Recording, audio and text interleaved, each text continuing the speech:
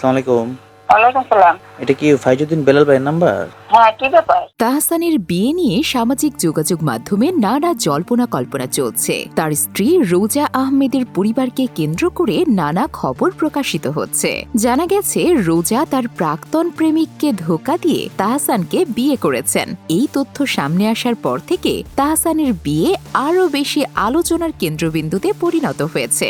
আবার অন্যদিকে এমন খবরও শোনা যাচ্ছে যে রোজার বাবা একজন প্রখ্যাত সন্ত্রাসী ছিলেন। তাহসান নিজেও এই বিষয়ে কিছুটা রহস্যময় আচরণ করেছেন। তিনি একবার বিয়ে করার কথা স্বীকার করেছেন, আবার অন্যবার সেটা অস্বীকার করেছেন। তবে সামাজিক যোগাযোগ মাধ্যমে তাদের বিয়ের ছবি প্রকাশিত হওয়ার পর এই বিষয়ে আর কোনো সন্দেহ রয়ে যায়নি। খোঁজ নিয়ে জানা গেছে যে রোজার প্রেমিকের নাম ফাইজউদ্দিন বেলাল। তিনি একজন ব্যবসায়ী।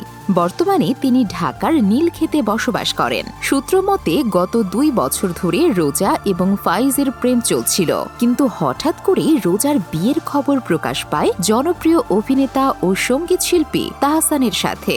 এই ঘটনার পর ফাইজের সাথে যোগাযোগ করার চেষ্টা করা হলে তার মা জানান যে তিনি বাড়ি থেকে বের হয়ে গেছেন। ফাইজের পরিবারের সদস্যরাও এই ঘটনায় বেশ শোকাহত। রোজা এবং ফাইজের সম্পর্কের এই অপ্রত্যাশিত পরিণতি সবার মনেই কৌতূহলের জন্ম দিয়েছে। বিষয়টি আরও খতিয়ে দেখার জন্য ফাইজের পরিবারের সদস্যদের সাথে বারবার যোগাযোগ করার চেষ্টা করা হলেও কোনো সঠিক তথ্য পাওয়া যায়নি। অনেকেই মনে করছেন হয়তো ফাইজ এই ঘটনাকে সামলাতে পারছেন না। সামাজিক যোগাযোগ মাধ্যমে অনেকেই দাবি করেছেন যে রোজা এবং ফাইজের মধ্যে গভীর প্রেমের সম্পর্ক ছিল এবং তারা একসাথেও থাকতেন।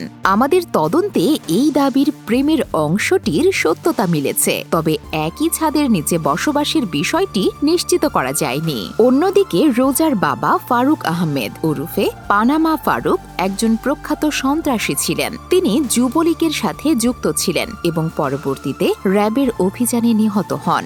গোপন সূত্রে জানা যায় রোজা বরিশালের গ্লোবাল ইউনিভার্সিটিতে ভর্তি হলেও স্নাতক ডিগ্রি অর্জন করতে পারেননি। এমনকি তিনি রাজনৈতিক আশ্রয়ের জন্য বিদেশে চলে গিয়েছিলেন বলেও খবর রয়েছে। তার বাবার মৃত্যুকেও এই প্রেক্ষাপটেই দেখা হচ্ছে। তবে এই তথ্য সামনে আসার পরও অনেকেই তাহসান রোজাকে শুভেচ্ছা জানিয়েছেন। তাদের মতে একজন মেয়ের বাবার পরিচয় তার ব্যক্তিত্বের পরিচয় নয়। এছাড়া রোজার অতীত তার ব্যক্তিগত বিষয় এবং তাকে তা নিয়ে বিচার করা উচিত নয়। নেটিজেনরা নবদম্পতিকে তাদের সুখী দাম্পত্য জীবনের জন্য শুভকামনা জানিয়েছেন।